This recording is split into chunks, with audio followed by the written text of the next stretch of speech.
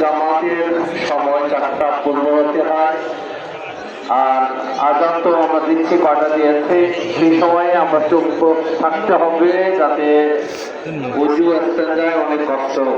তো সেই জন্য একটা কাজ করলেই ডানে বামে যাওয়াটা কম লাগবে। খাওয়া যদি কম হয় ঘুম কম হবে, ঘুম যদি না আসে উজু ছুটবে না, নাকি?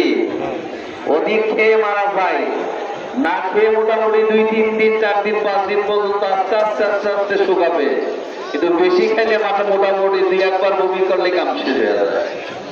সেই জন্য বলবেন না যে কম খেয়ে বলেন, একটু কম খেলে একটু বাড়ির তুলনায় কম কষ্ট, যেহেতু সফর আমরা সবাই তো মুসাফির, অধিকাংশই মুসাফির।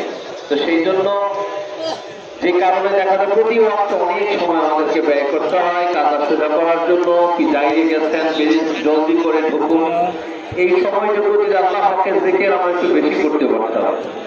সেই জন্য ভাইটা আপনাদের